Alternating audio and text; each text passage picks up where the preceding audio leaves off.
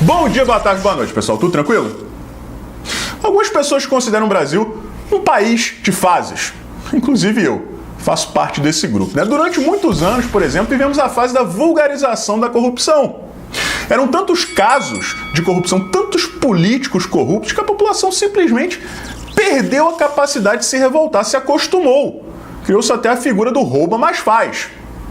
Mais recentemente surgiu a vulgarização do preconceito. Tudo é preconceito. Por exemplo, racismo aqui, racismo ali. E aí quando surge um caso que realmente é racismo, ele acaba se diluindo naquele mar de mimimi e não recebe a atenção que deveria receber. Mas a fase mais recente é a dos absurdos, dos semideuses do Supremo Tribunal Federal. São tantas decisões absurdas, descabidas, esdrúxulas, que a gente simplesmente não consegue mais se impressionar. Mas a mais recente ultrapassou todos os limites da lógica. Parabéns, ministro Edson Fachin. Todo mundo aqui com certeza já ouviu falar da famigerada visita íntima, aquele mimo que os presidiários brasileiros recebem. Aquela visitinha gostosa da esposa, da namorada, do marido, do namorado. Não interessa se quem está recebendo é homem ou mulher, o negócio não tem mais preconceito. E acreditem se puderem, esse mimo aí foi estendido até a menores infratores. Pois bem, vocês devem saber também que o corpo humano tem algumas cavidades. Vocês ficariam surpresos com a capacidade de armazenamento que uma ou duas dessas cavidades possuem. Vejam essa matéria aí.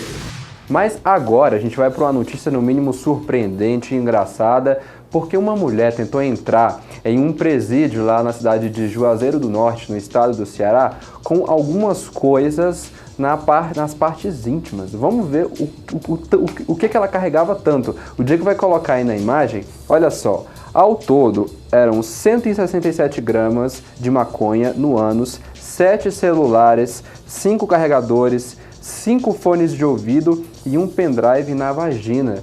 Isso aí, Luan, aconteceu na terça-feira, dia 22, lá no estado do Ceará, e é realmente impressionante. Os policiais, os agentes penitenciários, desconfiaram desta mulher quando viram ela andando de uma forma um pouco estranha, um pouco diferente, é claro, né, Luan? Com esse tanto de coisa ali, eu não sei como é que ela conseguiu colocar. E aí, ela acabou sendo presa, é claro. Com certeza, e bem merecido, né? Porque somando aí dá quase 20 objetos. Como é que essa pessoa conseguiu guardar tudo isso, né? Então é por essas e outras que realmente não pode acabar com essas revistas íntimas nos presídios, né? Que teve uma época aí que eles estavam querendo acabar, que disse que constrangia as pessoas, mas infelizmente tem que ter, porque imagina se esses objetos chegam na mão dos criminosos, facilitaria ainda mais o crime, ainda mais as coisas erradas que eles fazem, né, com celular. Então, realmente, essa mulher tinha que ir para a cadeia e permanecer lá. Matéria de março de 2016, mas podia muito bem ser de hoje. Pasmem, o ministro Edson Fachin votou a favor do fim da revista íntima, pré-visita íntima. Mas piora muito mais. Vejam essa matéria aí. Fachin diz que revista íntima em presídios fere dignidade humana e é inadmissível. Ministro é relator de ação em julgamento no STF. Inaceitável que agentes estatais ordenem, como protocolo geral, a retirada das roupas íntimas dos visitantes para inspeção, afirmou. O caso específico em julgamento é o de uma mulher absolvida da acusação de tráfico de entorpecentes. Ela foi flagrada na revista do presídio com 96 gramas de enconha nas partes íntimas. A droga seria levada para o irmão preso. O Ministério Público do Rio Grande do Sul recorreu alegando que a situação cria uma imunidade criminal. E é verdade. Dando salvo-conduto para aqueles que pretendem entrar com entorpecentes no sistema carcerário. Mas o semideus Edson Fachin afirmou que a condenação ocorrida no caso, em primeira instância, que depois virou uma absolvição, é nula, porque derivada de ato ofensivo à dignidade humana. Para o ministro, abre aspas, Ilícita é a prova obtida em revista íntima adotada como protocolo geral de entrada em presídios, porque ofende a dignidade da pessoa humana, porque ofende a intimidade e a honra, porque vulnera o direito à assistência familiar das pessoas presas. O ritual subjacente à revista íntima como protocolo geral de entrada em estabelecimentos prisionais, em maior ou menor grau, ostenta inexorável caráter vexatório e não se justifica racionalmente à luz do arcabouço de regras e princípios constitucionais, em especial quando se realiza indistintamente, como condição necessária à visitação social em ambiências de restrição de liberdade, sem qualquer elemento concreto que aponte a suspeita do porte de itens proibidos.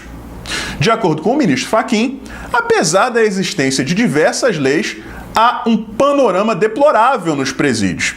E as revistas, segundo ele, têm sido feitas muitas vezes sob a justificativa de que as estruturas das cadeias não comportam a instalação de scanners. Vamos resolver esse problema de maneira racional, Fachin, já que você fala tanto em racionalidade? Fim da visita íntima. Acabou. Não existe mais. O Brasil não tem estrutura para fazer essas revistas da maneira como o senhor quer. É inviável. A justificativa, por exemplo, de vocês do STF, uma delas, para proibir, tornar inconstitucional o voto impresso, foi a falta de recursos. Mas recurso para comprar scanner para todas as cadeias do Brasil não vai faltar. Isso é totalmente esdrúxulo. Vocês não deveriam nunca falar de racionalidade. O Brasil é um dos poucos países no mundo que tem esse sistema. Estados Unidos, por exemplo, são 4 estados apenas que comportam isso aí.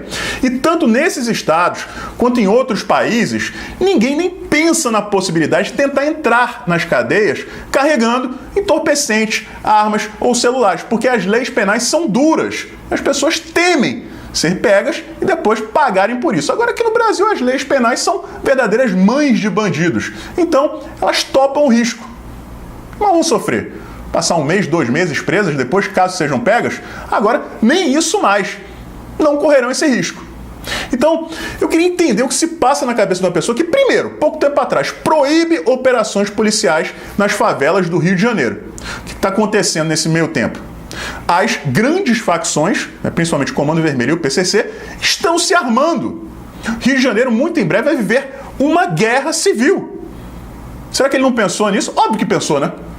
É justamente isso que ele quer, assim como Lewandowski, que solta habeas corpus para piloto de avião que traz toneladas de entorpecentes para dentro do país. Existe alguma coisa por trás disso. Existe algo por trás do Marco Aurélio, soltando tantos líderes do PCC. Será que ninguém enxerga isso? Na verdade, o que eles usam hoje em dia, o Supremo, é uma tática de clube de futebol, de time de futebol, para minar o craque adversário. Rodízio de faltas.